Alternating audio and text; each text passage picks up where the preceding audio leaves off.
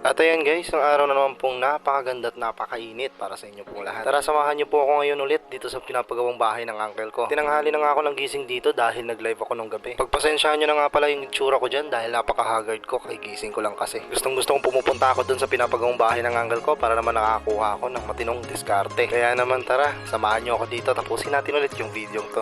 At pagdating ko nga dito guys, nagulat ako dahil sa sobrang dami na nilang nagagawa. Kung mapapansin niyo dito guys, yung bakal na nasa taas, wala pa yan nung unang video natin. Ang nakakatawa nga dahil pagdating ko meron na. At itong lolo ko nga guys, tamang luto nga lang po siya dyan. Likas sa kanya yung pagiging masayahin tuwing siya'y gagalaw. Kanya-kanya na nga sila dito ng ginagawa, kaya naman nakakatuwa talagang tingnan na nagkakaisa talaga silang magkakapatid. Marami nga akong hindi alam sa ginagawa nila, kaya naman tamang nood lang muna ako dyan. Mga bagay na hindi ko nagagawa noon, na dito ko lang nagagawa sa ginagawa nila. Tanghaling tapat nga pala yan guys, at sobrang busy nila dahil sa dami nilang gagawin ngayong araw. At ayan nga guys, tuloy-tuloy lang sila sa paggawa dyan. Minamadali na nilang tapusin yung mga dapat tapusin sa araw na yan para kinabukasan iba naman yung gagawin nila. Di ko alam kung ano yung tawag sa ginagawa nila na yan guys. Paki-comment naman para malaman ko kung anong tawag dyan. Ang hirap talaga ng walang alam sa mundo, no guys? Pasensya na. Pero ganun pa man guys, tumulong naman ako sa paggawa dyan. Medyo mahirap nga lang yung ginagawa nila guys kasi wala talaga akong kaalam-alam at buti na lang mga uncle ko sila. Yung tipong kahit magkamali ako, okay lang kasi tuturuan naman nila ako at itatama rin naman nila. At sa puntong ito guys, patapos na kami sa ginagawa namin na yan dyan. Bale, 4 nga pala na ganyan ang gagawin namin guys. Konti nga lang daw yung ginagawa namin ngayon guys, pero hindi talaga siya madali dahil napakasakit niya sa kamay. At dahil nga tapos na namin gawin lahat yan dyan guys, nagpe-prepare na kami para mag-uwian na sana. Kinabukasan, ikakabit na yung mga bakal isa-isa. At kinabukasan nga, ayan, bagong gising na naman si Roms. Konting toothbrush lang at hilamos, okay na. Pagpasensyahan nyo na guys kung medyo haggard ako dyan.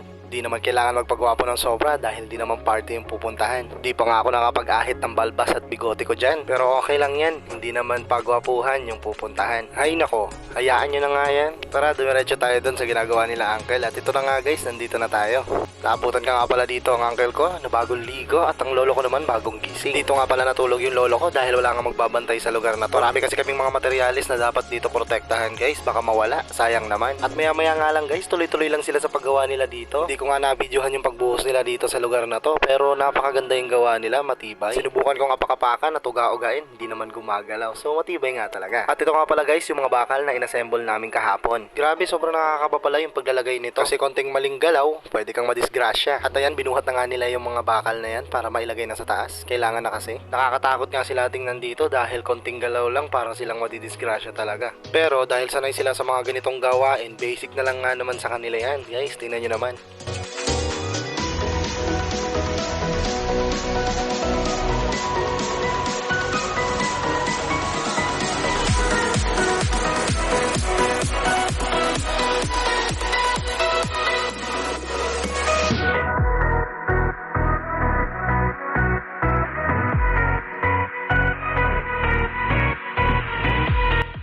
Grabe, napakalulupit talaga nilang kumilos guys. Wala talagang imposible sa pagtutulungan. At dahil nga nakakapagod yung mga ginagawa nila, itong lolo ko naghahanda nga pala dito ng apoy para sa mainit na tubig kasi gusto nga naman nila magkape. Ikaw ba, kapag pagod ka, mas gusto mo bang nagkakape o nagsusoft drink? Sabihin mo naman sa comment. And guys, tuloy-tuloy lang sila sa pag-aayos dito. Yung mga sobrang bakal, binabalik ko ni uncle para may pasok sa loob ng plywood. Para kapag nagbuhos, sama-sama at kumapit ng maigi yung simento. Kung mapapansin nyo dito guys, sobrang nakakatakot yung mga ginagawa nila, pero sabi nga nila basic nga lang daw sa kanila yan dahil mas marami pa silang ginagawa na mas mahihirap pa kaysa dyan. At dito nga inaayos na ng uncle ko yung plywood na gagamitin para dun sa mga bakal. Nakakabilib lang talaga yung mga ginagawa nila kasi karamihan sa mga ginagawa nila hindi ko talaga alam. Construction din naman ako noon, pero ang alam ko lang maghalo ng semento at magukay ng lupa, ganun lang. Hindi ko nagawang matutunan yung mga ginagawa nila kasi palagi akong pinapagalitan ng mga dati kong katrabaho sa mga ganyan. Minsan kasi sa kagustuhan natin makatulong, mapabilis yung trabaho, lalo lang tuloy tayo nagkakamali. Kaya simula noon hindi ko talaga siya pinag-aralan dahil lagi lang ako nagkakamali, lalo lang tumatagal yung trabaho namin.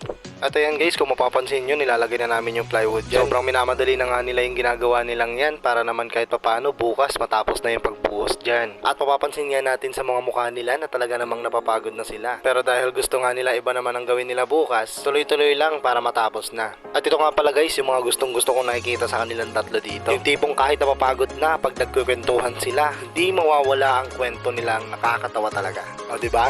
Kayo din naman ganun din sa trabaho, diba? Kapag masaya yung kasama nyo sa trabaho, mas nakakaganang gumalaw kasama sila. At nagtatawanan nga kami dito guys dahil tong uncle ko may exhibition pa pagkatapos magpukpok. Grabe, napakalupit niya dyan, tinan nyo. Pak! At sa part na to nga guys, na-disgrasya nga pala dyan yung uncle ko. Nasugatan siya sa may bandang kilay. Buti na lang maliit lang. Dahil nga gusto ko matutunan yung ginagawa nila, talagang pinapanood ko sila dyan. Iba pa rin kasi kapag marami kang trabahong nalalaman. Kahit saan ka dalhin, mag-construction ka man or magbasura ka man, hindi ka magugutuman. Ang importante, yung kinakain mo galing sa marangal na gawain lang. Kahit anong trabaho ang ipagawa sa'yo, gagawin mo kasi alam mo na. Hindi ka mangangamba na baka magkamali ka kasi nga alam mo na. Subukan mo nang gawin yung mga bagay na hindi mo ginagawa noon at parang imposible na magawa mo ngayon. Pero dahil masipag ka at gusto mong matutunan lahat, ayan, pwede ka nang makipagtagisan kahit kanino pa. At ayan, mabalik nga pala tayo sa ginagawa nila. Pinagpatuloy nga lang pala nila dyan guys yung paglalagay ng plywood para bukas pag naghalo, buhos na lang talaga. Mabilis silang kumilos guys. Pero sigurado naman na kahit mabilis silang kumilos, yung gawa nila ay matibay. Grabe, iba-iba pala talaga nakatoka sa kanila. Lagari dito, lagari doon, buhat dito, buhat doon. Pukpok dito, pukpok doon. At hukay dito, hukay doon. Ganyan talaga ang buhay construction. Kaya sa lahat ng mga nang mamaliit sa mga construction worker guys, subukan nyo yung ginagawa nila para malaman nyo